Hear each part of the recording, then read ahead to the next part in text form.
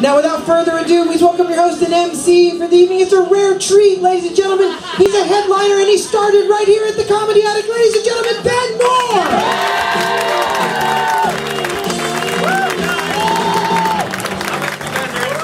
It's me. You guys work for me. We're mostly not. One guy's excited. Okay, thank you guys. I'm here. I'm a treat, but mostly we're here. Mr. Stuart Huff is here, everybody. I'm so excited. I wanted to be here specifically for that. He's one of the best comedians working, and this is one of the best clubs. And Travel and Leisure magazine recently said that the Comedy Attic was one of the best comedy clubs in the country. Yeah. I know. And this is even more exciting. I just found this out. Did you know that Travel and Leisure magazine was just voted worst magazine by Magazine Magazine? Did you know that? That kind of takes it out a little bit. I'm so excited. So you guys don't strike me as voters, but I don't do it. You shouldn't do it. I don't do it. I don't vote. I don't vote. I feel like that's my good deed for that day, is keeping me away from the polls. Because I don't, not only do I not know the issues, I don't even know the jobs. Like my friend voted in November, and he told me that he voted for sheriff. And I didn't even know you voted for that. I just watch Westerns. I thought how you became sheriff was you just, like you took the badge off a dead guy, and you're like, well now I'm the law in these parts. Like it's just me. Like you hold the old sheriff's hand as he dies and promise to avenge his death to the Chili Pepper Boys or whoever. You Chili Pepper Boys. You shouldn't avenge a death because they're dead. You're just doing it for yourself at that point. You know what I mean? Like, why would you avenge a death? What if someone asked you to avenge their death and then, like, it just got racist? Like, would you still have to do it? It was like, avenge my death, son. And you're like, who did this to you, Paul? And he was like, just Mexicans. I think I can do that, Paul. I also found I found this out. You vote for coroner. Isn't that crazy? You vote for coroner. I didn't know. That means more than one person wanted that job. That's crazy. Enough people wanted that job, they got in a fight about it. Like, that's insane. The qualifications for coroner should be you want to be coroner. You're like, yeah, I got a lot of free time and problems. I'll hang out in the basement with dead people. If you want that. I didn't know that. Did you guys know? I don't have TV. Like, I haven't. Are there ads for coroner? Like, what are the slander ads that the two guys would run against each other? Coroner Thompson's afraid of blood and passes out like a lady. Coroner Williams will punch a dead guy in the face. He doesn't give a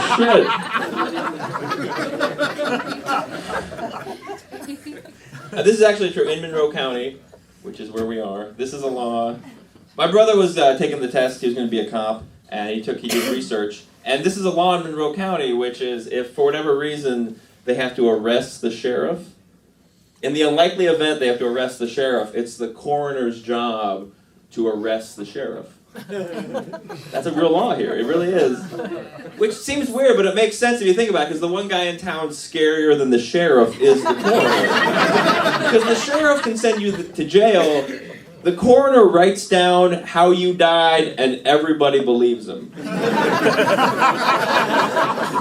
a lot more power. Like I would like to see one day the sheriff goes crazy, you know, like his wife leaves him, and he crashes the cop car, and he's in a bar, you know, and he's pushing people, and he shoots the jukebox, and then all of a sudden the coroner's behind him, just like in black, like taking you in, Bill. I got to do it. Taking you in, buddy, and he's like. The sheriff's like, you can't arrest me. I'm the law in this town. You arrest me, you won't be able to leave your house for the rest of your life without getting a speeding ticket. And the coroner's like, all right, Bill, you do that. I'll smother you with this pillow and tell everyone you died because you paid a fat lady to sit on your face. That's what I thought. Here we go. Come on. Sleep it off, buddy. Sleep it off.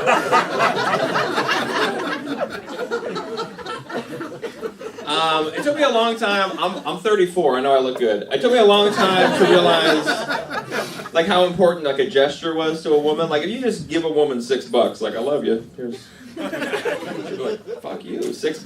But if you give a woman like $6 worth of flowers, she's like, oh my god. these are for me. You're like, yeah, I just took him off like a dead guy's grave. Why are you so upset? You know him? Why are you freaking out?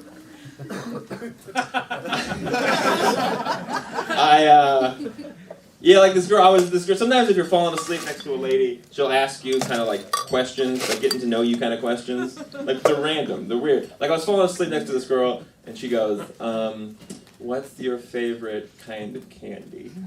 And I was like, shit, it's Halloween? I don't know, what's the kind? Big? I don't know. And she goes, my favorite kind of candy is sour punch straws.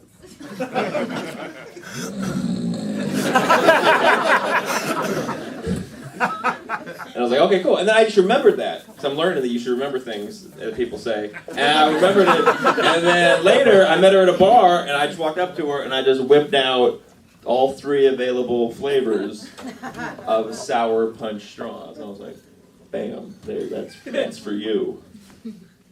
And it cost $4.95. That's how much that much candy goes. And she went, oh, sour punch straw.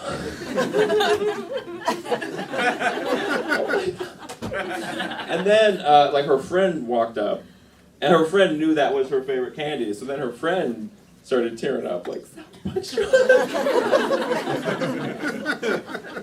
And then her friend goes, I need to go home. Like, because my boyfriend is an asshole. Like that. With $4.95 worth of candy, I made her night so well, I ruined her best friend's night. Her best friend was like, I have been whispering fun-sized Snickers into my boyfriend's ear every night, and he's not done shit with that information for 7 years.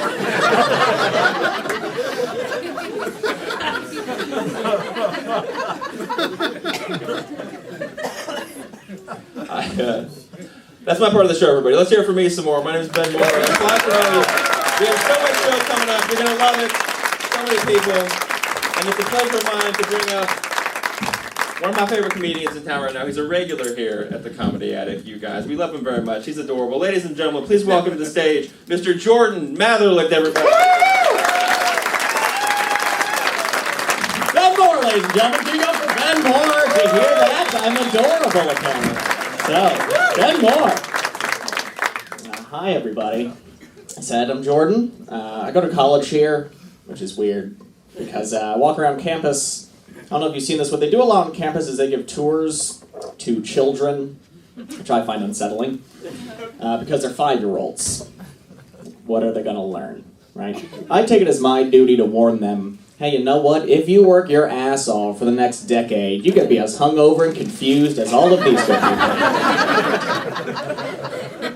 I feel like in every group of kids, I always see one little boy with a mohawk. Every time I see a 5-year-old boy with a mohawk, I wonder if that 5-year-old boy was thinking, I bet I would look sweet as hell with a mohawk. Or if that kid's parents are just thinking, bet I can make my toddler look unemployable. I think if that's your kid, you kind of have free reign to decorate them however you want, right? Kids are dumb. You can do that. I was a dumb kid. I'm not above it. I used to think people called undocumented immigrants aliens because from afar, sombreros look a lot like UFOs. Which I stand by. Not any smarter now. 21 years old. It took me 21 years of life to realize that halfway through the day, I could just put on more deodorant. Never occurred to me. Not once. 48-hour protection. God damn it, 40 hours left. Well, I've made some mistakes. That's for sure. It'd be nice to think that people would be above doing that, right? You know, mohawking our kid, abusing a life that we're in charge of. But we have evidence to the contrary. Because there are people who walk amongst us, could be in this very room right now, who put sweaters on their dogs. Much harder to put a sweater on a dog than a mohawk on a kid. In The dog is smart enough to struggle.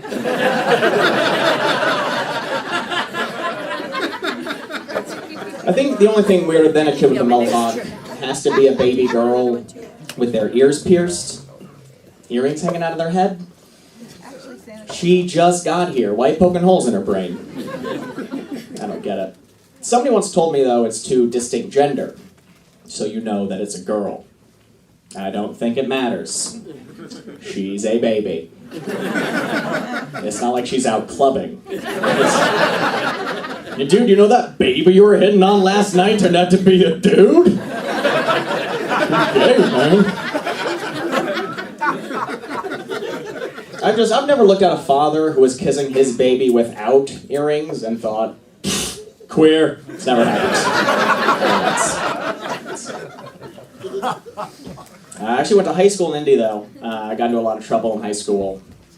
My junior year, I almost got arrested for sarcasm, which can happen there. I was hanging out with a group of friends outside of an art museum on a Saturday at about 3 a.m. Because that's what you do when people don't tell you where parties are. So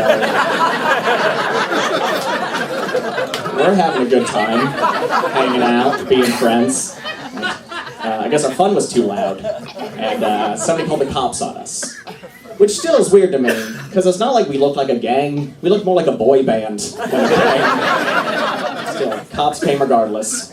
Immediately starts patting everybody down. All right, he goes up to my friend Tyree, who was a very football man. I don't care for sports, but he was very athlete all the day, yes. He pats like his front chest jacket pocket, feels something, steps back, pulls his gun out, says, "What do you got in there, son?" Now, I have dealt with the Indianapolis police before. So I decided, as the only white member of the party, it'd be best if I did all the talking.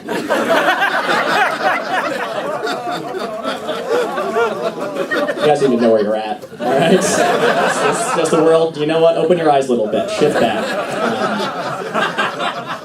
So I said, well, great abs is what he's got in there. 17-year-old comedy genius, everybody. Who knew? This cop flips a shit. Okay, apparently hates great comedy. He says, "Look here, little pieces of shit. I could come up with some bullshit story about how you all tried to attack me, and I could have you in jail for a long time, so let's cut the shit." And that's when I realized that every dumb action movie I've ever seen has been spot on.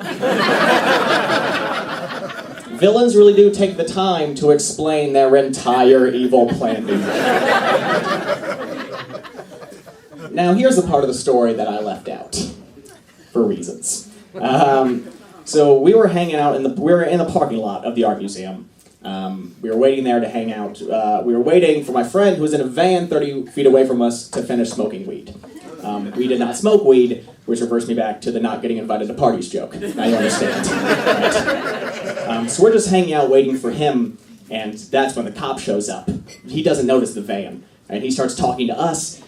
Friend doing the most illegal thing, not noticed at all. Right? But as the cop patting everybody down, my phone starts vibrating. I notice I'm getting a phone call, and I know it's from him.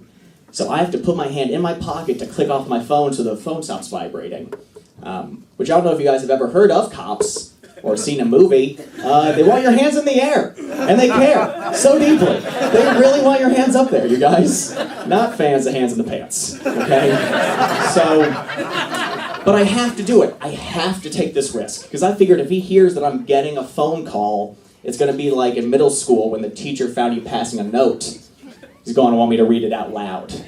But this time, the teacher has a gun and lives above the law. So I'm not going to do that. Right? But I have to take the risk. I have to because I answer the call later. Right? But I know that if he hears the call and says, "Hey, pick up the phone," act nonchalant, I'm going to have to go and go, "All right, sure." Click. "Hey, man, what's going on?" All that cop is going to hear is, "Hey, man, you might want to be careful. I think there's some fucking cops hanging around here. I can't see there's too much smoke in the car, but you should be careful."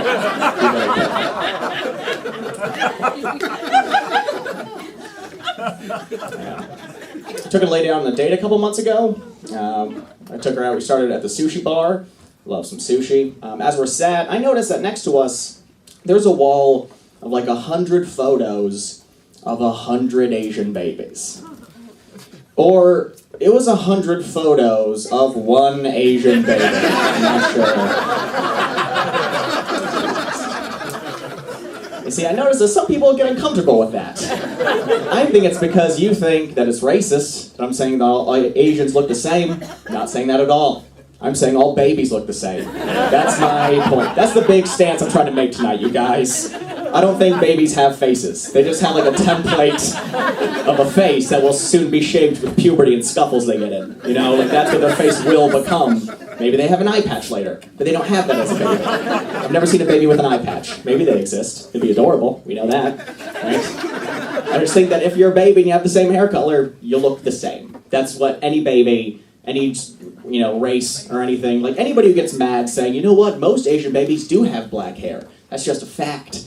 All right? If somebody gets mad at that, you should be just as mad as saying, all clouds are white. That's bullshit, sir. That's just the way it is. I'm sorry.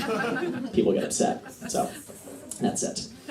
But I thought the date went okay. I thought it did until the end of it. I got turned down for the first kiss, which hurts, right? Because I think once you get out of high school, kissing is like one level of intimacy above a high five.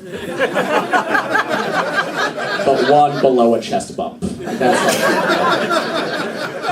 I think it starts being a big deal when you're like 15 maybe. You know, that's when you find out that the game Truth or Dare is bullshit. It's not fun. You're like, I dare you to kiss Beth. I'm like, oh wow. What do you want me to do next? Fist bump Eric? This game sucks. You guys want to start doing drugs? Let's get into that. Way more fun, you know? Yeah. I just don't think kissing's a big deal. I've made out with strangers. I've made out with a stranger. Let's not get judgy. It wasn't my doing. I was just hanging out at a bar, and some girl had some kind of like sorority girls' night out bingo card where they have a wild night. You know, so I assumed the free space was vomit. And then I could make out with a stranger was sandwiched in between Get an Asian's underwear and cocaine. That's all I assumed. And I got to be that stranger. Made out 10 whole seconds. Wasn't her first choice. Wasn't her second choice either. I was third string behind two gay gentlemen. But I still claim it as a victory. That's mine. I won. About time the 18 to 35-year-old straight white man comes out on top. You guys, about time. But we shook hands afterwards. It was like a business transaction. Presidents kiss babies. They've been doing that for decades. Nobody cares. I bet that there was no group of people more relieved than babies when JFK beat Nixon.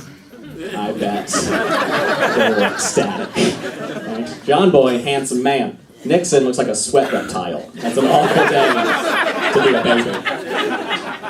But then 8 years later, Nixon did win. There were a bunch of 9-year-olds going up to babies. You guys got screwed. Enjoy your lives.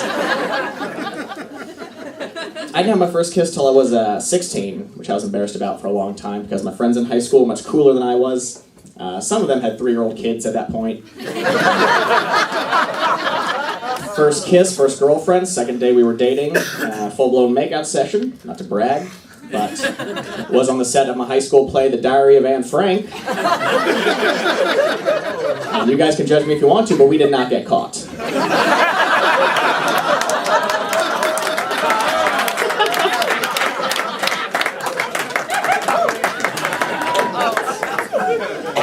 I feel like a king after that, right? I think you're king shit.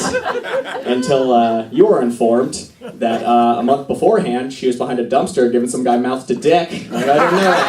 That's all for me. Thank you all very much. You guys enjoy the rest of the show. Have a good night. There it goes. Jordan Matherwick, you guys. He's adorable. I like it very much. All right, you guys. The moment you've all been waiting for. I know, a quick reminder, we are recording a CD tonight, so ideally, on the CD will just be Stuart being funny and you guys laughing a lot. So if you do that, we'd appreciate it. Your laughter will be forever on a compact disc. Amen. Yeah, and so don't do that. Ladies and gentlemen, it's an honor to bring this man to the stage. He's the reason more than anyone that I wanted to be a comedian because he made it look so cool. He was a breakout star of the Limestone Comedy Festival and a lot of fun to watch. Always amazing. Ladies and gentlemen, please welcome the one and only Stuart Huff. Here he is.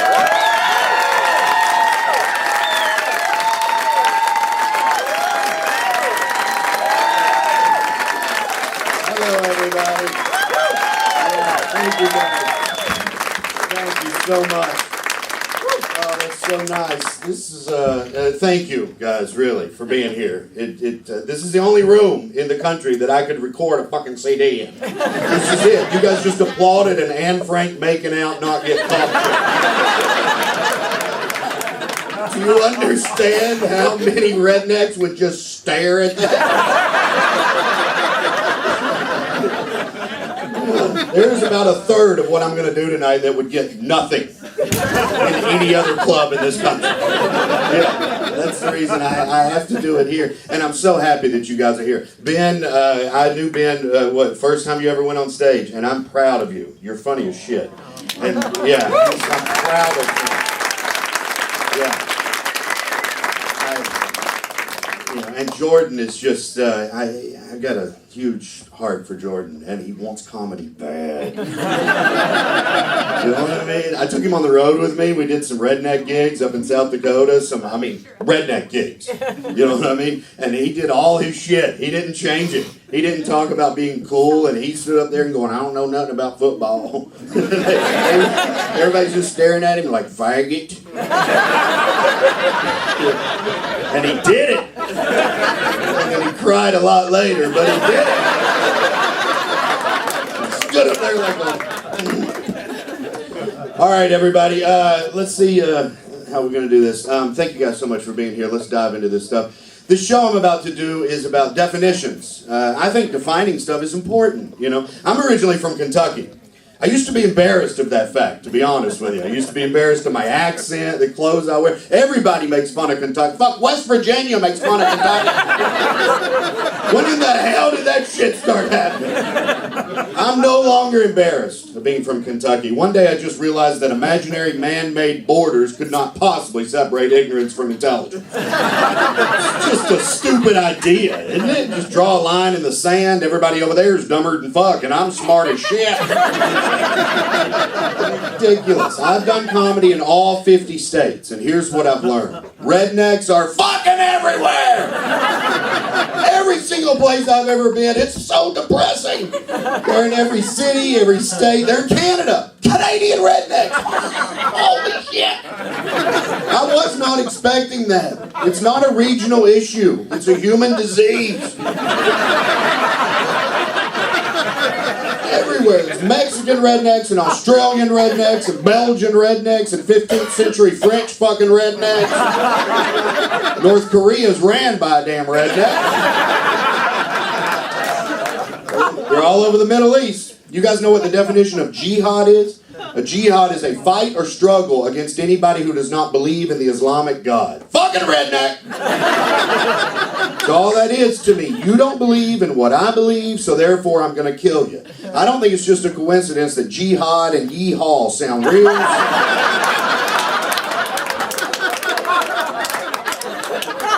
And that is my definition, too, by the way. Because there's different words, and they need to be defined. Hillbilly, white trash, red. I'm a hillbilly. That's what I am. I like living in the woods. I have pissed off a shitload of front porches. First time I ever got drunk was on moonshine, and I accidentally threw up on a chicken. That's hard to do if you live in the city. I am a hillbilly, but I'm not a redneck. To me, here's the difference. A hillbilly is a way of living. Redneck is a way of thinking. Totally different people, you know? To me, a redneck is using violence before your intelligence. It's threatening language. You know what I mean? What the fuck are you looking at? That's my least favorite threat. What the fuck are you looking at? Because usually the person that's just said that's just done the dumbest shit you've ever seen. That's the reason you're looking at. I'm in a used bookstore in Albuquerque. A man opened the door and goes, "Books!"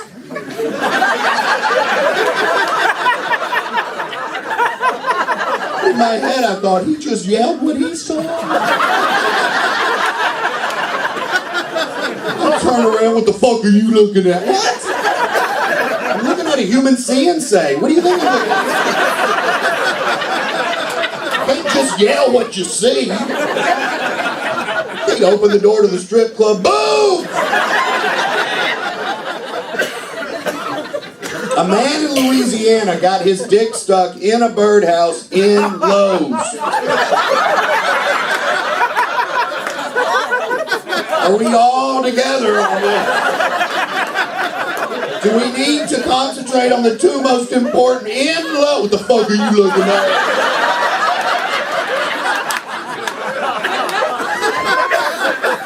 And I'm not saying I'm above the behavior. Pay for the birdhouse and quietly exit the store. Where does the threat come into this situation? Just own it. I'm sorry, I thought it would fit.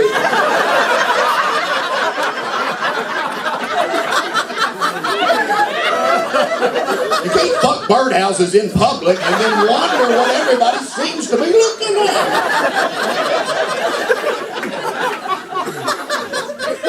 I don't like aggressive language, threatening, you know what I mean?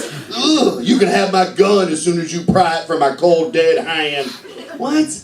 That's not even a pro-gun argument. That's just redneck vomit. And it sounds like a macho, kick-ass kind of a statement. But if you think about it, if you died with your gun in your hand, you missed.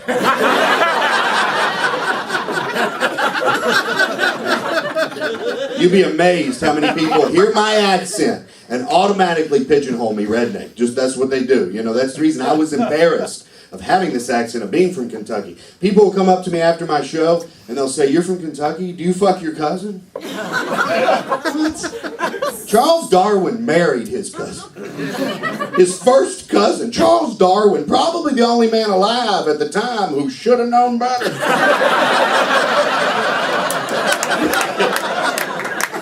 That damn joke gets stares all over. How can you be working on the theory of natural selection during the day and winking at your cousin at dinner? Did he not bring his work home with him? What the hell? Charles Darwin married his cousin. Albert Einstein married his cousin. Bach married his cousin. Thomas Jefferson married his cousin. Long story short, I've been emailing my cousin.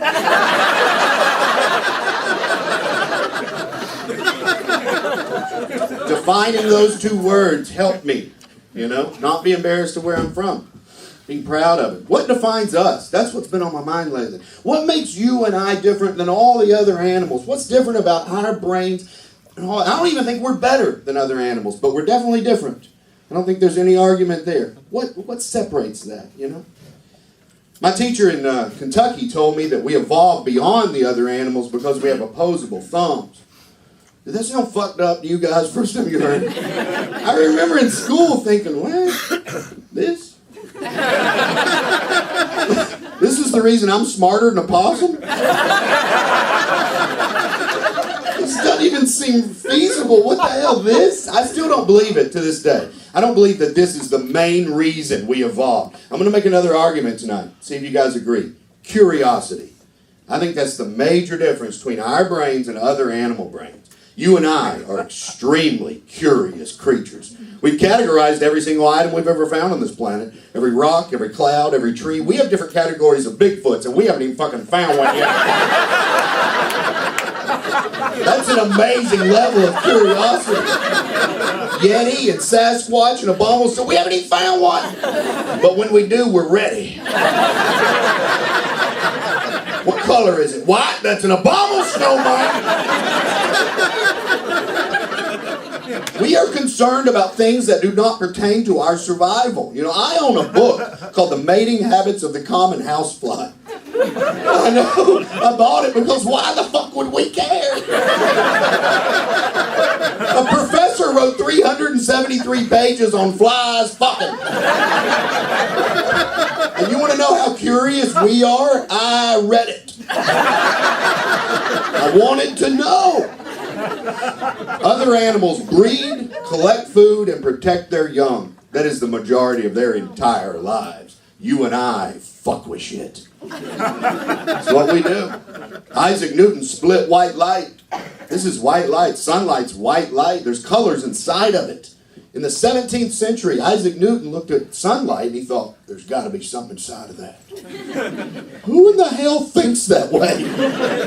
I'll tell you who doesn't think that way. Squirrels.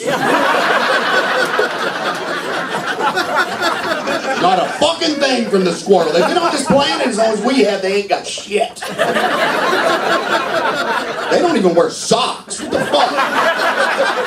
They've done nothing. No toastal strudels, no interstate, no Winnebago, not a thing. They can't even cross a road with dignity. I don't believe this is the reason that we have toastal strudels. I don't believe that. Koala bears have opposable thumbs on their hands and their feet, and they haven't even invented corn dogs yet. They can hold 4 of them. Fuck. If you could hold 4 corn dogs, would you be here right now? I'd be back at the hotel. I'd be a mustard dipping son of a bitch.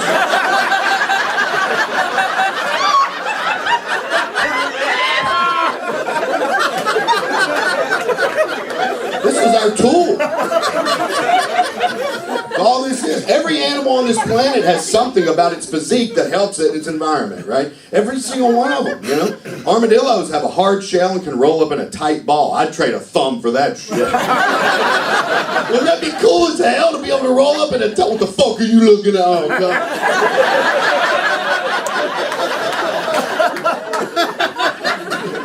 I believe this is our little tool. In order to use any tool, you have to have desire. You have to want to use it. And I believe desire starts with curious thought. What is that? I don't know. Let me stick my thumb in it and find out. Ah, it's an armadillo.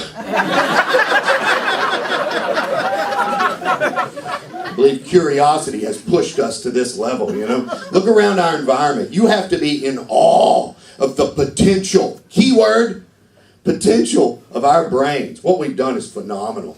There's satellites orbiting us right now. There's a tunnel running from England to France along the ocean floor. We have fingerprint security locks on phones. We have our GPS units. Our vehicles run on a liquid we sucked out of the ground. We have fucking pinatas. I think the pinata's the most underrated human achievement. I really do. One of us said, I wonder if I can put candy in a horse and beat the fuck out of it.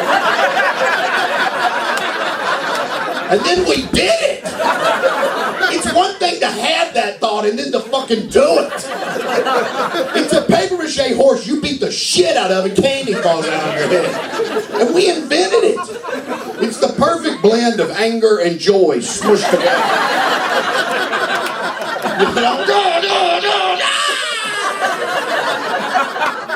If you're ever trying to describe to another human being what an orgasm feels like, fucking pinata.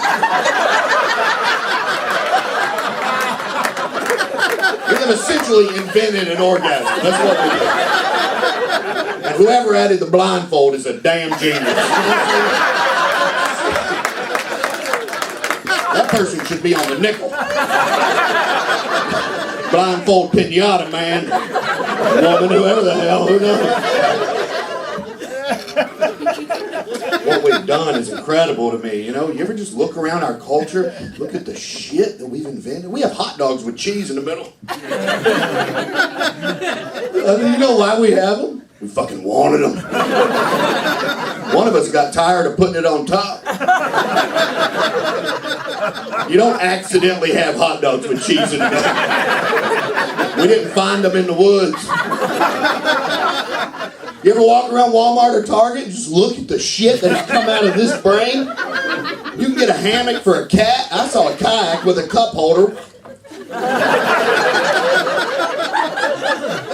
There's men's razors with scented handles. I mean, they're in Target, man. Men's razors with scented handles. I guess the complaints from men were just flowing in. Men were sending emails. I'm shaving and I ain't smelling shit. Is this America or not? Is it too much to ask to get a whiff of Tahitian mango?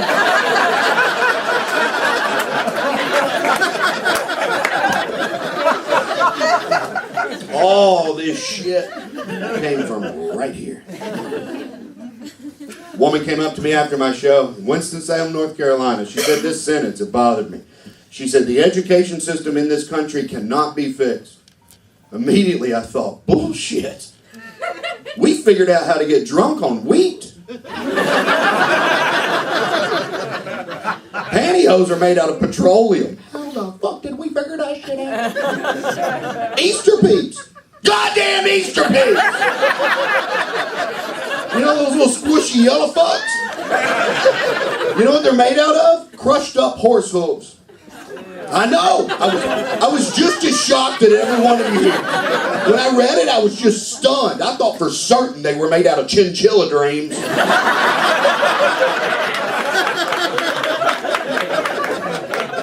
All this, and this woman says we cannot fix the education system. I told her, I said, ma'am, we have glow-in-the-dark butt plugs. One of our fellow human beings said, why is my butthole empty?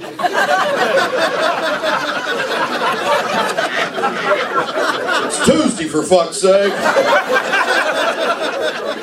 For some weird reason, they did not say, oh, that problem cannot be fixed. Oh, we had no trouble fixing that problem. We plugged the hole. And we made it glow in the dark, too, because it's better safe than sorry. You don't know what's going to happen. Maybe the snowstorm tonight knocks out all the lights in your house. Your first thought is, where the hell's my butt plug? Oh. Right where I left it. Cannot fix the education system. What a load of crap. We can't fly. We fix that. Can't breathe underwater. Fix that. I wish we cared as much about the education system as we do about what we shove up our asses. But if we're honest, we don't. Before I start this next piece, I need to say this out loud, all right? Just so you guys know I ain't being uppity. That means trying to be smart. I have a public Kentucky education. Do you have any idea how fucking dumb I am? We're 53rd in the country. That took too long.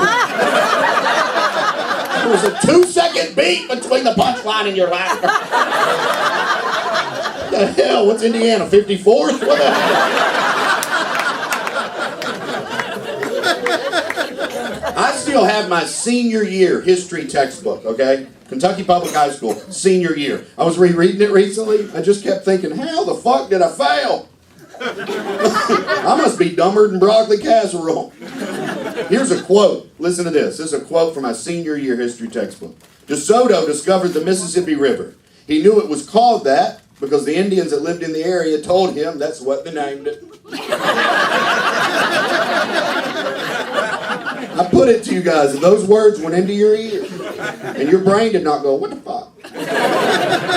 How can you discover anything's already been named? An adult wrote that, another adult approved it, another adult published it, another adult taught it to me. I don't know if you guys know this or not, but I discovered Connecticut. Fuck it. As long as we're making shit up. I was driving, saw a big sign that said, welcome to Connecticut. I said, oh, this shit's mine. I think the education system is the #1 social issue in this country. I think it is the most important thing we're dealing with right now. We live in a country where some dog breeders don't believe in evolution. I will stand like this until you laugh. That's the funniest thing I've said all night. Dog breeders. I've met 2 dog breeders that don't believe in fucking evolution. How can you be creating new types of dogs and you don't believe in what you're fucking doing? That's like a baker not believing in the rising power of yeast. Dog breeders are basically saying, I'm going to take the tiniest wiener dog out of this litter and the tiniest wiener dog out of this litter, and I'm going to make them hump. And I'm going to make tiny fucking wiener dogs. And I'm going to keep doing that till they'll fit in a purse. But evolution's a bunch of bullshit. How can you be creating evidence for something you do not believe in? The only difference between Mother Nature and breeding dogs is Mother Nature makes shit that works. Yeah, Mother Nature made the wolf. The wolf is a precision pack animal with night vision. A wiener dog gets stuck on a thick rug. I mean, they're adorable. I'm not saying they're not. Wiener dogs are adorable, but can you imagine a wiener dog trying to hunt and kill its own food? That's the TV show I want to see. Drop a wiener dog in the Amazon. I want some fucking It's a 2-minute long show. We're dropping him now. Oh, fuck, there he is. We invented every single breed of dog using artificial selection, right? Every single one of them, you know, it's amazing. A pug, I like pugs. You like pug dogs? God, they're adorable. But let's be honest, when we're here, they can't even fucking breathe. A pug dog, are you shitting me? How in the hell are you going to fend off attackers when your tongue gets stuck in your nose? Pug dog would never survive in nature. It wouldn't. A teacup chihuahua. That's the cutest thing we've ever invented. Full-grown chihuahua. This big. This big. Fits inside of a teacup. It's a ping pong ball with fur. It's adorable, but it would never survive overnight by itself in a pet store. It'd just lie there and cry until someone petted it. That's all it would do. To a wolf, a teacup chihuahua was a jalapeno popper.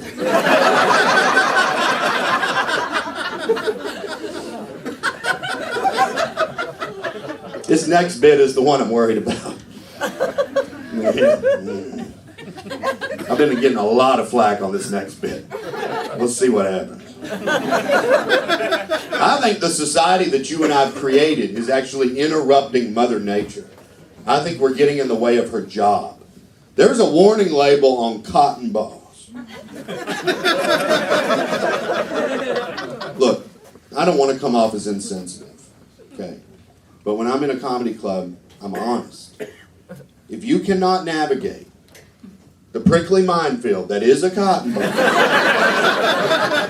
fuck you. I know it's harsh. Oh, he's being mean. It says do not ingest on cotton balls. Do not ingest. Look, if you eat too many cotton balls and you become sterile, good.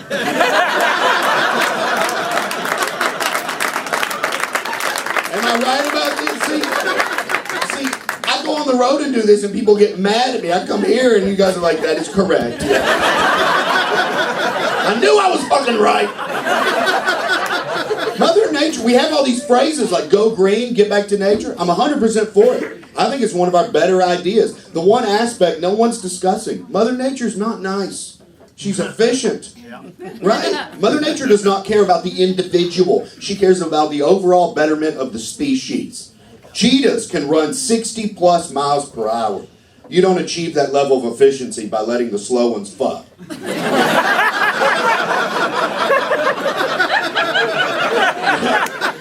Slow cheetahs die horny.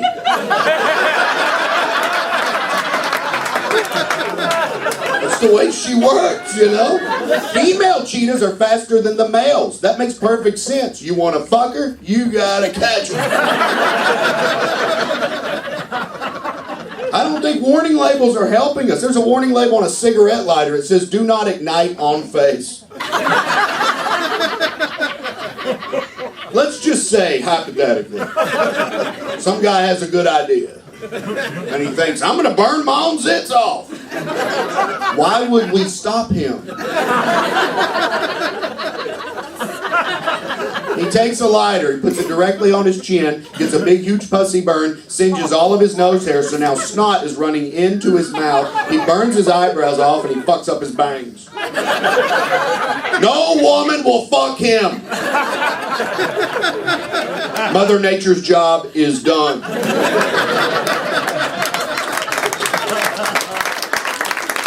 applause. Are you fucking kidding me? That actually makes me mad. You know how many months I've been hammering away at this in the fucking Best Western? I do. I'm not kidding you guys. I do this bit, everywhere, right? And people get mad and he's mean. Probably because they're slow cheaters. They know it deep down.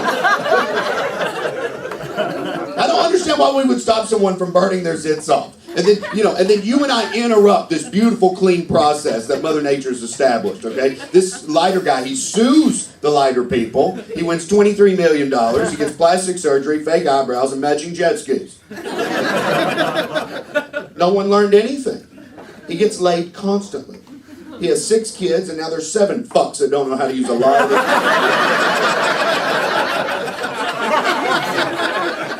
Warning labels are not making us a smarter society.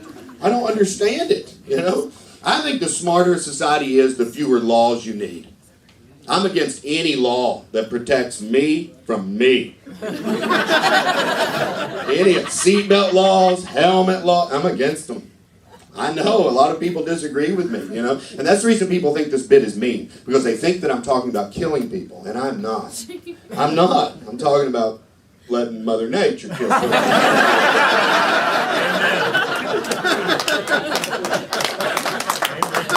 Marshall agrees with that one, yeah. I think smart people will use seatbelts, they'll use helmets. Dumb people, slow cheetah. It's your choice. Why should it be illegal to be dumb?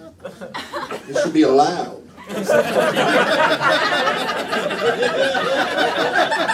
I got about 30% of you on my side. We're fucking going forward. We're going forward.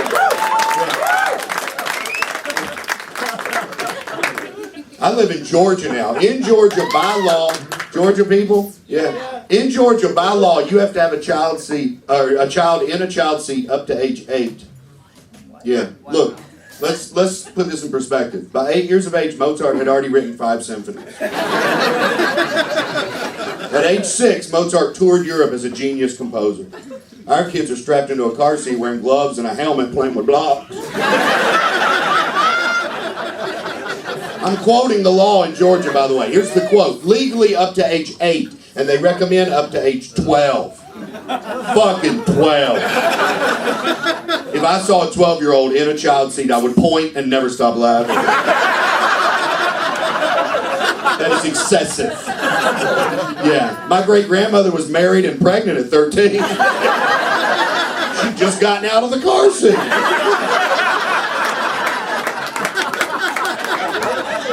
I guess my great-granddad was like, "You're looking good. Unstrap me. I want to talk to that one."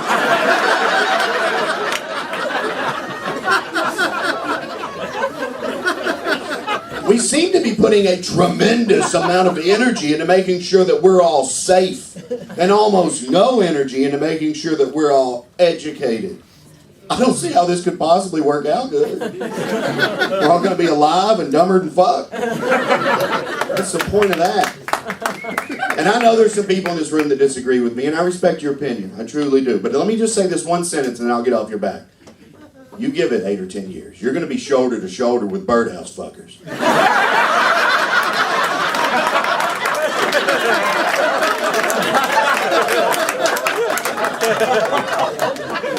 I don't believe we're as smart as we think we are. And seriously, there ain't no reason why we have to be as dumb as we is. I can't even say that without laughing. I wrote that. It's a piece of Kentucky poetry. Poetry. I think that's another thing that separates our brains from other animal brains. I think you and I are poets. We're artists. Those two words are interchangeable to me. I like both of them. I like poetry as a word better than I like art. But anyway, I think the human brain is extremely expressive, because that's all art is to me. There's a long-standing argument on what's the definition of art, and most of them have to do with high art, People say stuff like it's whatever moves you. Horrible definition for art, because what moves you might not move me. It's too narrow. To me, here's my definition of art. Any choice you make that does not contribute to the function of that item. You just made an artistic choice, because it was pure like or dislike. Everybody in this room has favorite colors. We all have colors we don't like. That's arbitrary. It's your feeling. To me, that's what art is, Look around our culture. I mean, Trans Am, low to the ground, aerodynamic. Because the point of that car is to go as fast as it possibly can. Those two things are function. The spoiler on the back pushes the car towards the ground, speeds it up. All function right there. But the words "da pussy wagon" on the side.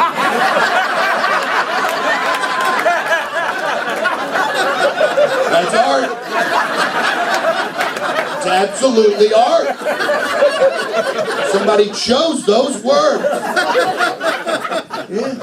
Look around at our behavior. Look around your city. Look around your civilization. I mean, and I'm not talking about art museums or murals on buildings. Tiny details. You know, look around this room. All this textured brickwork that someone chose that. This stool. Look at this fucking thing. Look at that. Look at that little addiction right there. The fuck's that for? You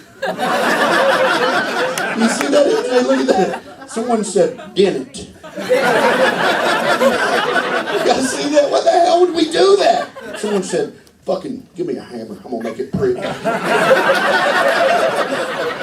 We do this everywhere. If you start looking, it's amazing. You're on the interstate. There's a sign that says speed limit 65. There's a border around that. There ain't no need for that border. The numbers are excess. The numbers are reflective. The border's excess. We like the border. It's the only reason it's there. Somebody said, "Put a border around that. We ain't animals. Make it nice." We like decoration, you know. We have embossed flowers on our toilet paper. Why? We like to feel pretty. It's the only reason to have fucking flowers on your toilet paper. You ever sat down in a public restroom and looked at the paper and there's nothing on it? No, nothing. It just feels kind of gross, doesn't it? You're like, "Ooh, that's bad paper." Just because it ain't got some art on it. It's everywhere you look, we decorate. Decorative gravel. Holy shit! Decorative fucking gravel. We pick rocks out of our yard, throw them away, and then go buy prettier ones. Can you even imagine another animal doing that? We do that. It's a sign of an advanced mind. Look at us. Look at everybody in this audience. The choices that we made. What clothes do you like? What colors do you like? You want a goatee? You want to shave? You freshly shaved? You want fake eyelashes? What style of hair do you want? You want to shave your head? Do you want tattoos? Can you even imagine another animal piercing their nipples? Picture a camel in your mind with piercing. We do that. One of us went, "I'm going to put a bar through that." We decorate everything. Water towers painted like peaches. Mailboxes shaped like fish. You can get a doorbell that plays "Back That Ass Up." We're poets. I seriously believe that. We are poets. Take a penny, leave a penny. Poetry!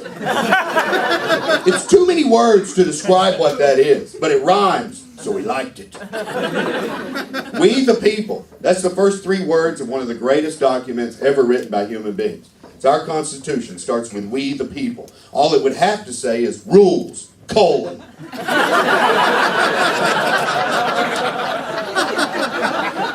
We like to express ourselves. If you're in Louisville, Kentucky, and you drive up to Chicago, there's an overpass on the interstate. Someone has spray painted on it, "Rhonda's hot as shit." God, it makes me happy. I love it. Every time I see it, I'm like, fuck yeah. And some people might think, "Oh, that's just redneck graffiti." Yeah, I disagree.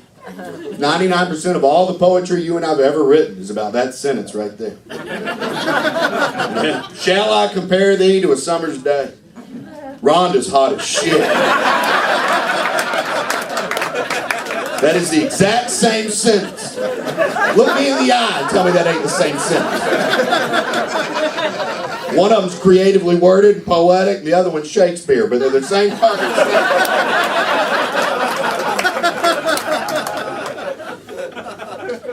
Poets, you know?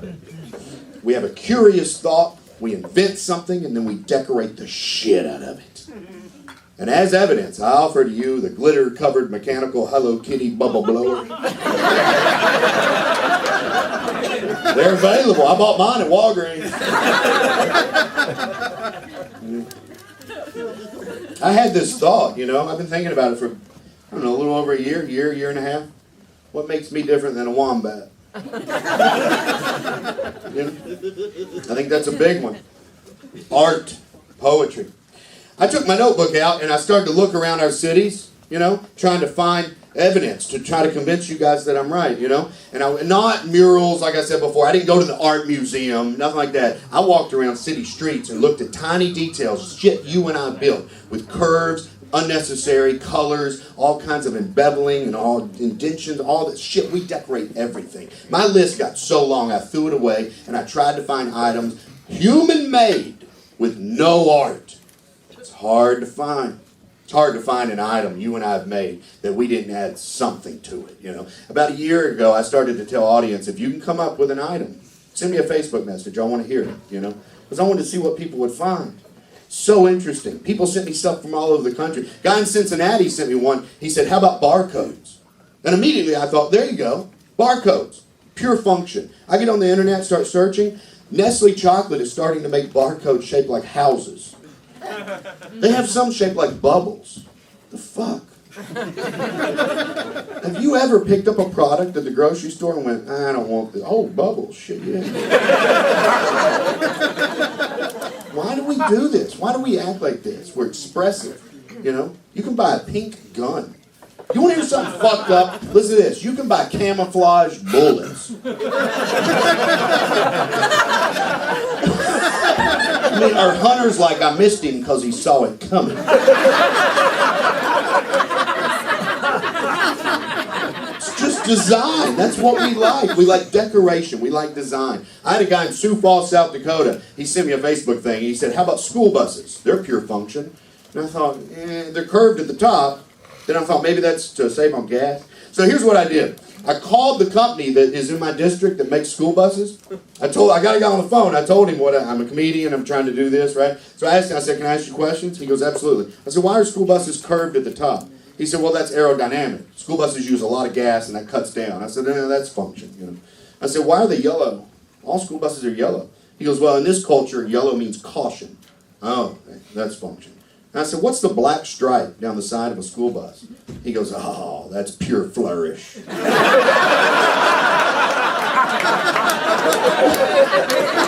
that beautiful? Pure flourish. The best part of the conversation, at the end, he said, hey, I answered your questions. Will you answer mine? I said, absolutely. He goes, how fucking weird are you? Pretty damn weird. I started trying to find items that man-made, human-made, no art. I had 2 on my list. Thumbtacks. Then I remembered you can get them clear, right? So fuck thumbtacks. I got 1 item left. Toothpicks.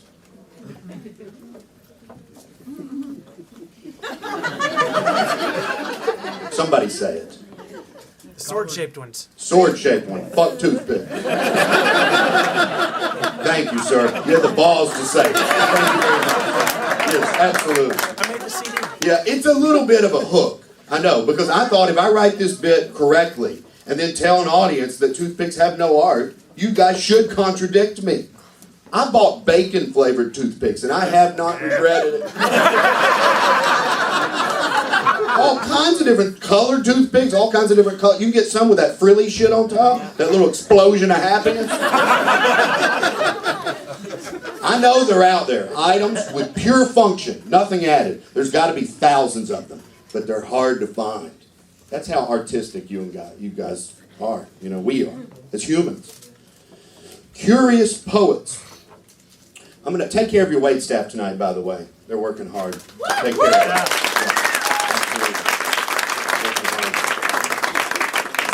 I'm going to add one more word to that. And right here is my definition for what you and I are as creatures. Okay? Scared. Scared, curious poets. Fear is something we have in common with all the other animals. And I know you could add other words to that definition. You could really stretch it out. But those 3 things, scared, curious poets, they explain a huge percentage of our behavior. Why we act the way we act, you know? Fear. A lot of our behavior is driven by fear. A preacher in Texas recently said that global warming is God's revenge for abortion. I know there's a couple of people in this room that are thinking the same thing I thought when I read that. A preacher in Texas believes in global warming.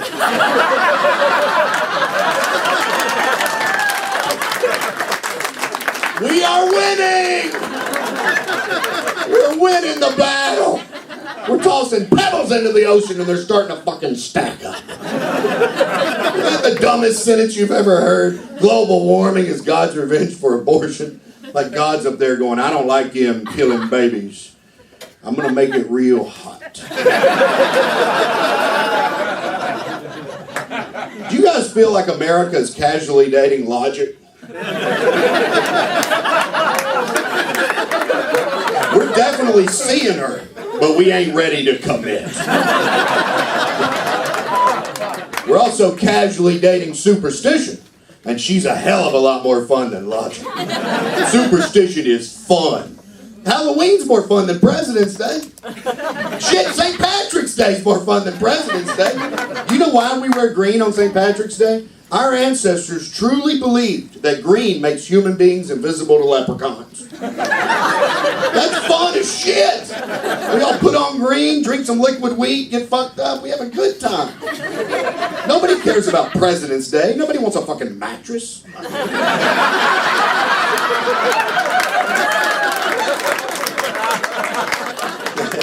There's no superstition involved in President's Day. None. So we don't even really celebrate it. Yeah. Superstition is fun. It's batshit crazy and a fucking liar. But at least she parties. I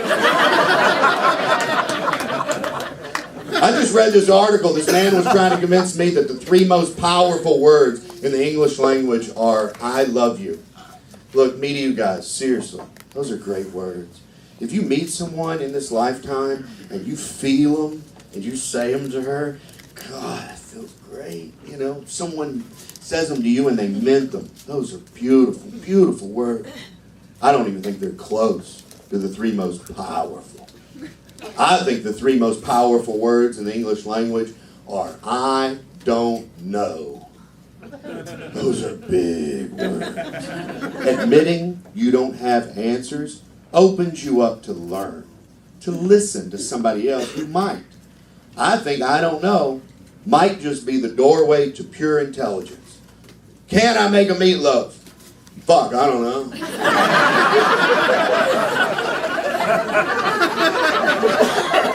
7 hours later, no, I can't make no fucking meatloaf.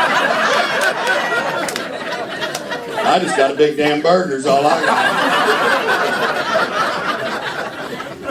I don't know are huge, powerful words and scary. Human beings do not like not knowing. We hate not having an answer. We have a genre of books and movies called mysteries, and they're all solved at the end.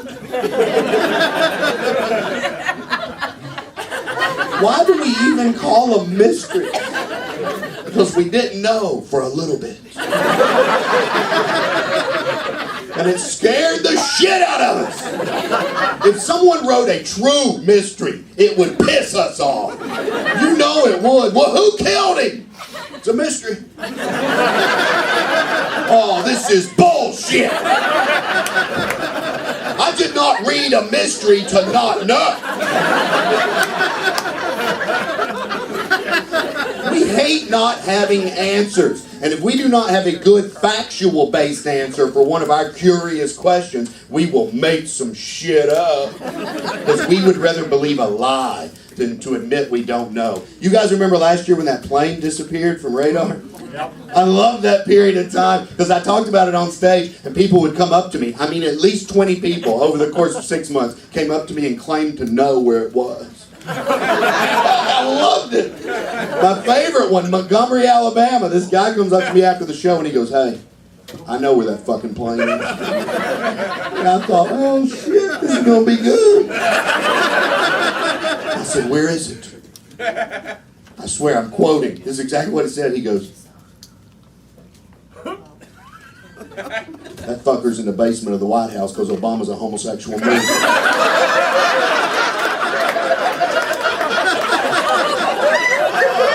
Our ability to make some shit up is enormous. The shit we will create is just absolutely phenomenal. That's the reason I like science. I'm a huge fan of science. Because science operates on the theory that they don't know they're right. Scientists are completely aware that what they believe is true today might not be. They might discover some shit in 50 years, have to come back to us and go, fuck, we're sorry. You know? When I was in school in Kentucky, there was a question on a test. It said, list all the planets. I forgot Pluto. I failed the test. Turns out I'm a fucking genius. I'm ahead of my damn time. Scientists don't even use words like fact. You know, they use words like theory and probably. Oh shit, listen to this. I think I'm more excited than you guys are, to be honest. I just read this article in Scientific American, the magazine, right? This one sentence fucking thrilled me to death. Here's the sentence right here. It said, the world is round, comma, probably. Oh, we have a buttload of evidence! We've seen the fucking thing! But scientists will not say definitively, 100% beyond a shadow of a doubt, that they know for certain the world is round. That's fucking gorgeous. I put that sentence on my refrigerator. My fridge says, the world is round, comma, probably. So now every time I go to the fridge, I think, oh yeah, I'm dumb as shit. What a great word, probably. It's different than religions. I like religions too. I hate what some people do with religions. Killing each other in the name of their God, disgusting human behavior. Fear-based behavior, in my opinion. Yeah, all hatred's fear-based. But I don't hate religions. I love religions. I think they're gorgeous. Can you imagine being alive during a time and place on this planet when the sun was going down and you didn't fucking know why? That would be scary as shit. Wouldn't it be? And the sun goes down slow too. The sun's an asshole. You ever realize?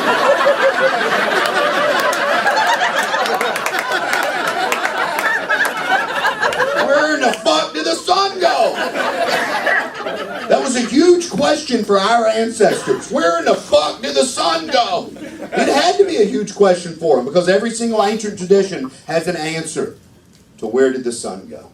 The ancient Egyptians believed that the sun disappears at night and reappears the next day because a goddess that lives in the sky put it in her mouth.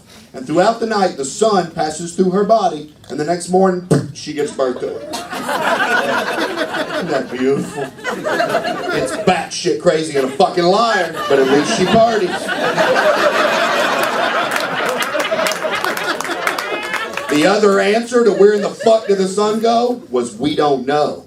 Unacceptable. Fucking goddess hate it.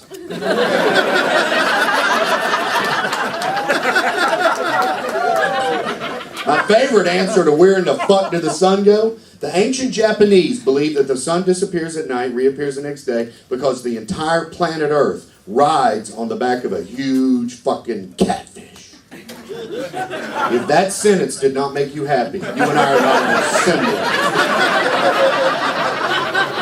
a Some days I just lay on my hotel room bed with no TV, no cell phone, and I just picture it. Our planet, like a blue marble on the back of a huge fucking catfish. It would have to be enormous. And they believe the catfish swims through the universe. That's where the sun, where in the fuck did the sun go? The catfish swam away from it.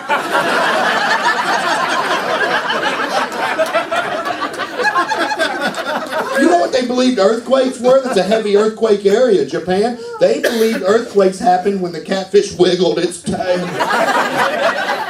You imagine waking up, you do not know what an earthquake is, and your entire fucking cave is shaking. God damn, what the hell's going on? Someone goes, hold on, catfish is wiggling today.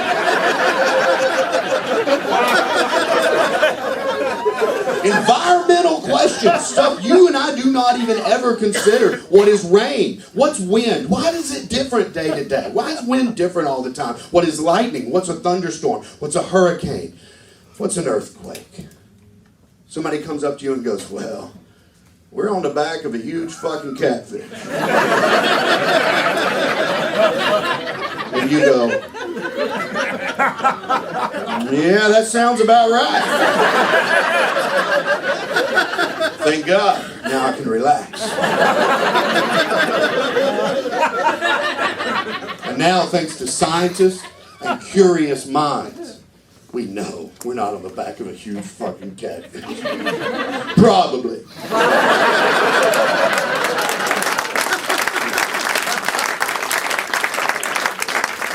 We've been to the moon. Astronauts turned around and looked back at Earth and went, Houston, there ain't no fucking catfish. Over. But it could be invisible. We have to leave I don't know in there. It's arrogant to say we know we ain't on a catfish. Why the fuck does that line not laugh? Forget it. Ain't got time to fix it. Got to record it. Ain't got time to fix every single damn little lie. I don't bring them up to make fun of them. The Hindus believe that the entire planet Earth rides on the back of a turtle. And when someone said, well, what's underneath that turtle? They said, another turtle. And when they said, well, all right, what's underneath the second turtle? They said, buddy, it's turtles all the fucking way down. Isn't that a gorgeous answer? Basically what they're saying is, no matter what question you ask me, you will not get me to admit that I don't know. Fuck it, I'm going with turtle. And I'm not making fun of these people. I don't believe you and I are very different than them. I don't believe we're somehow superior to our ancestors. They had curious questions. They were creative, intelligent people. And when they did not have an answer, it scared them.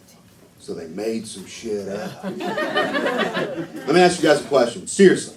Let's say there's no information. There's no education system. None of us have ever been to school. There's no internet. There's no cell phones. Not one book has ever been written. We know nothing. This room is our cave, and we're a tribe. And we have questions, because we're curious creatures. Is this planet on something? Are we floating? What the hell's the deal? I give you two options for an answer for that question. Option number one, there is a force coming from inside the center of the sun. It is holding the entire planet Earth suspended in space. It is pulling us towards it. The only reason we don't get sucked in is because we're moving at an angle at 2 miles per second. It's the perfect speed. If we were moving any faster, we would sling off into the galaxy. Any slower, we would be pulled into the sun and burn up. And this force coming from the center of the sun is invisible. Or you're on the back of a fucking turtle.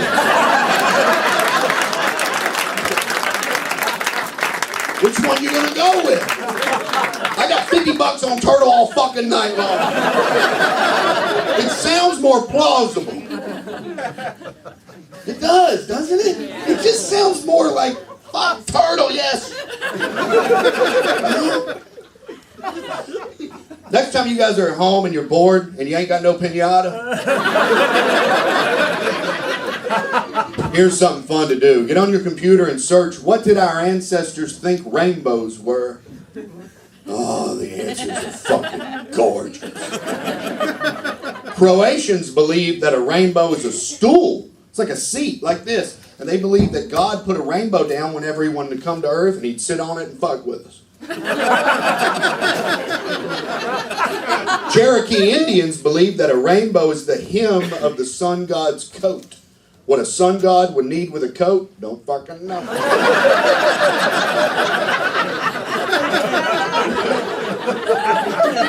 Bulgarians believed that if you walk underneath the rainbow, you'll change genders. Where in the fuck did they come up with that? Was there just one person going, hey, don't go over there. I used to be a woman.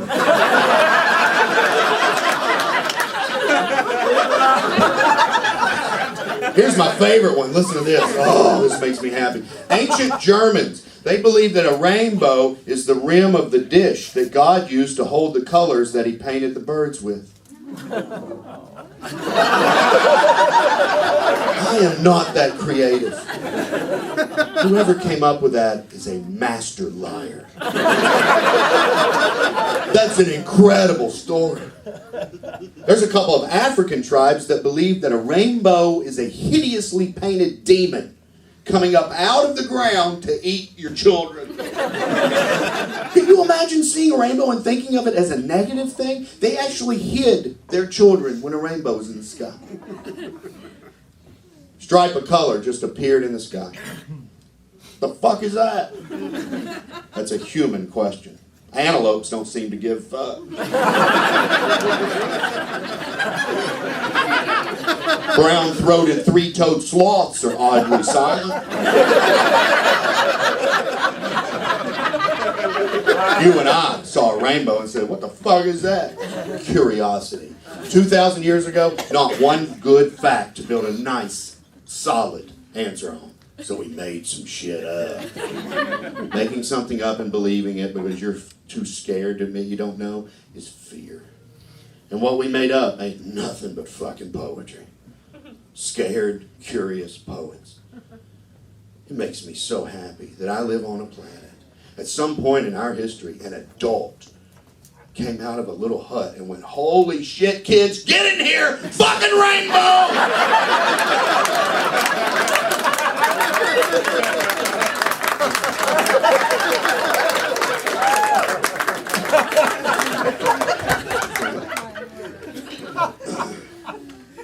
When you live in a small town in Kentucky, you have to open your own mind.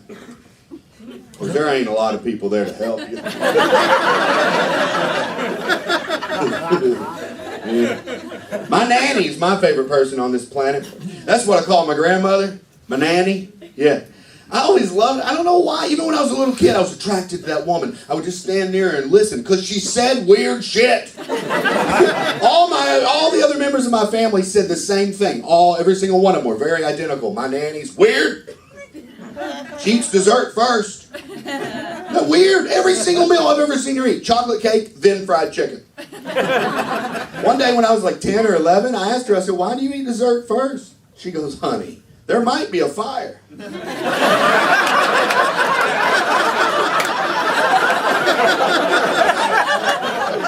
a weird way of thinking.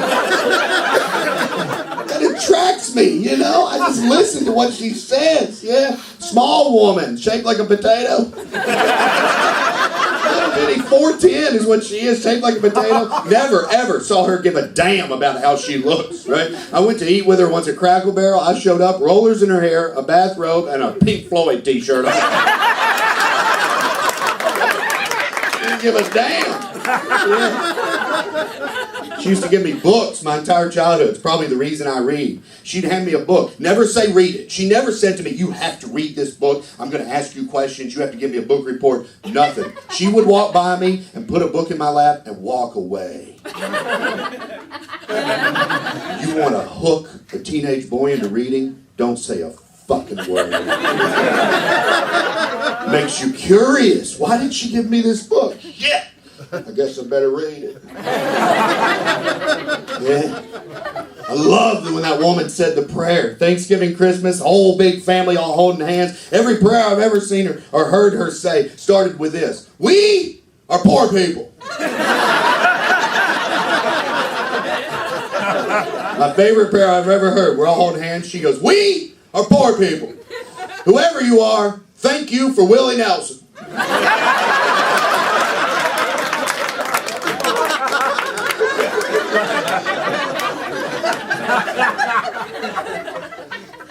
When she died, it was hard. She died. I was at her funeral.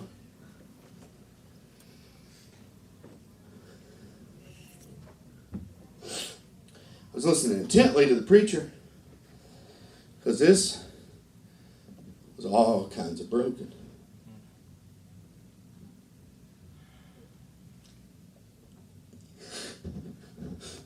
And I wanted him to fix it.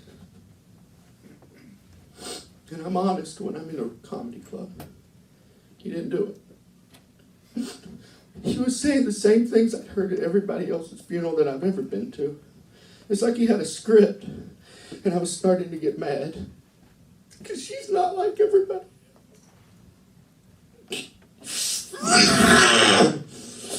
And I wanted to yell at him. I wanted to say, the woman that you have in that box is a curious poet. And I'm scared.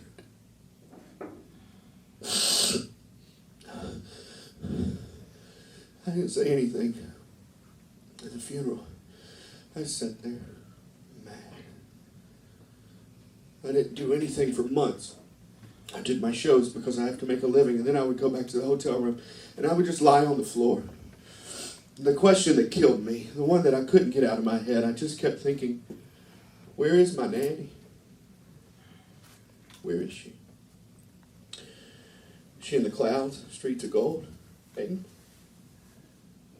She's just rotting in a box underneath the ground. She's been reincarnated?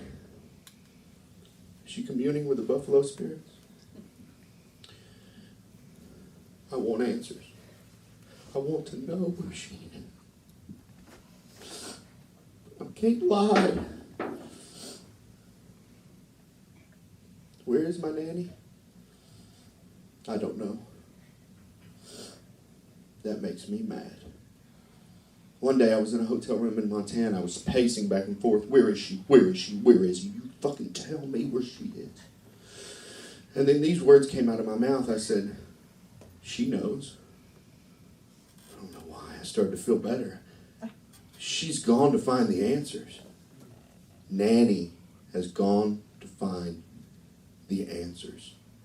I cannot explain to you why that fixed it for me. But what it did, it made me stop thinking about her funeral and made me start thinking about her life. You can change people. She changed me. I was 15 years old. She walked past me and she put Carson McCullers' The Heart is a Lonely Hunter in my lap. I'm a 15-year-old boy. Last thing I want to do is read a damn book. Turn that book over. Dust jacket on the back was a picture of Carson McCullers. Not a traditional Marilyn Monroe beauty. But this woman hooked me, man. I was looking at her. I was like, oh, my God. She looked powerful and intelligent and curious. And I was thinking, oh, shit. I'm going to write your name on the interstate.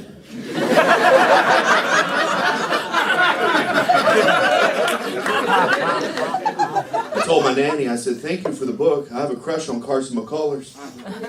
She goes, honey, Carson is dead. I don't think you have much of a chance, but don't let that stop you.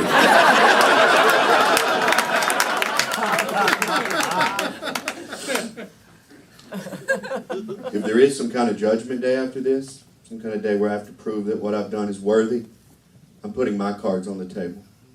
Face up, too. That's what I got. That's what I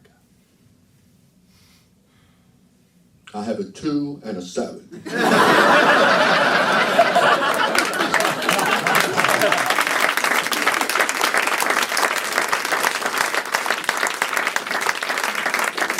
got a phone? Tell me what time it is. There's a clock up there. 9:30. 9:30. I don't have time for this last piece, do I? Yeah. Ben, is he in here? Yeah. Yeah, you got time. Yeah. All right. I love you, Jared. That's hard to do, man, you know. I agonized on whether that's even necessary, but I think it is. Maybe not for you, but for me. Here's the deal, people, my friends. This is the type of comedy I like to do, and it ain't for everybody. I like philosophy-based, I like curious questions, you know. I like this type of comedy. And I do not get the opportunity and the pleasure to perform in front of such intelligent people as you guys. I'm just dead serious about that. I work shitholes. I'll do anything. Those of you that are in this room that know me, I've done 3 prisons, 2 elementary schools, and a wrestling match. And this is what I do. I don't pull up to a redneck bar and think, oh, I better start talking about my dick. I do not talk about my dick.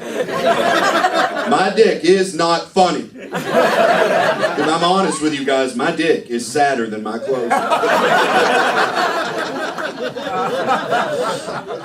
When you do this type of comedy in front of audiences that do not want to hear it, the friction causes some juicy heckles. I get all kinds of good shit yelled at me. I thought I'd go over a couple of my favorites because I keep a list of them. Right? Yeah, and then I'll let you guys go tonight.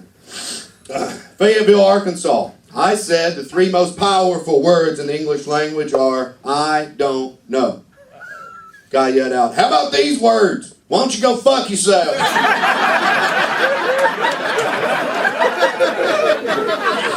I said, buddy, I appreciate you trying to help, but I think that's more than 3 words. But I swear to you, he goes, why don't you go fuck yourself? No, that's 3. He even looked at his fucking finger. Yeah. St. Louis, Missouri. Woman yelled out, I want my money back. I said, okay, ma'am, why? She goes, because God ain't no fucking catfish. I gave her money back out of my own pocket because that's the best reason for wanting a refund I've ever I want that written down on a piece of paper. Reason for refund. God ain't no fucking catfish. This right here is probably my favorite heckle I've ever gotten. I didn't do this joke. It's not going to make the CD, right? But when I was in school in Kentucky, my teacher told me that the Aztecs calendar was actually more accurate than the calendar we use. So then I said, well, then why don't we just use their calendar? And before I could even get to the punchline, guy in Cedar Rapids goes, because we ain't fucking commies.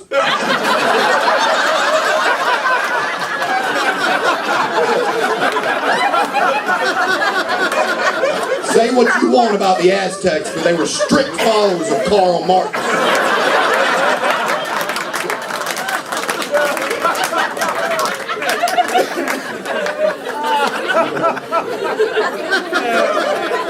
Winston-Salem, North Carolina, which is where that lady came up to me and said the education system can't be fixed. I had 2 shows on a Friday night, just like I do tonight. The first show I bombed so bad. Bomb means no laughter. I'm going to say for 50 minutes, I got nothing. I bombed so bad a waitress quit.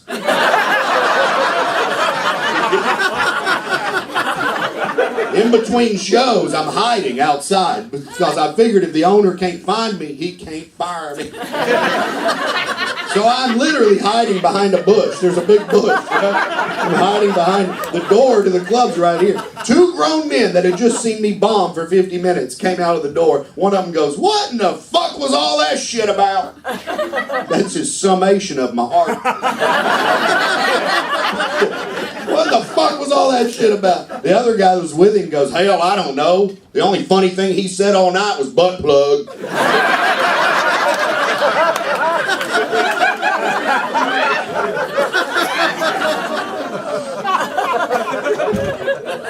One more. Let me tell you guys this before I do this last one, all right? I've gone over my time. We're going to have to flip this room. The waitress is going to be working hard. Please take care of them. And I've got 2 CDs previous, none of this as I'm making this now. If you guys want them $10, you get them both. I'm not going to block the doorway, okay? I'm going to be back there. If you want them, come get me. I'll be right over there. $10, you get them. Thank you from me to you for being here. Bowling Green, Kentucky, close to where I was born. I pull up to do a show. I'm going to make $60. Totally fucking worth it. Gravel parking lot, burned out school bus in the parking lot. Top of it, fucking burned. It was their statement on education. 6 windows in the bar. Every single one of them had a Confederate flag in the window. And I don't change my act for anybody. I pulled up and I thought, Rainbow Bit's going to go over real good tonight. I'm on stage with a middle-aged gentleman, 55, 60, as he's sitting by himself, front row, right? He's got khaki pants on, polo shirt, took his hat off, and he's just watching me. He's got a beer, and he's watching. I'm on stage for no more than 6 or 7 minutes, max. He stood up, tipped the waitstaff, put his hat on, started to walk away. I said, hey, buddy, where are you going? He turns around and goes, if you're against fucking birdhouses, then you're against America. I love you guys. Thank you very much. Appreciate it.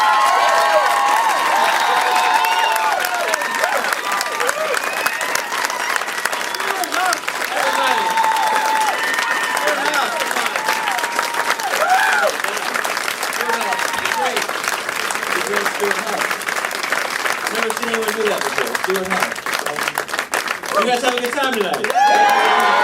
Thank you for coming out. You're an amazing crowd. We do shows here at the Comedy Attic every Thursday at 8, Friday and Saturday at 8 and 10:30. Todd Barry's going to be here in March, the whitest kid you know. Neil Hamburger's coming back in May, and Tim Heidegger from the Tim and Eric Show. Go to the website, comedyattic.com, to find out more. But how about one more time for Mr. Stuart Huff, everybody?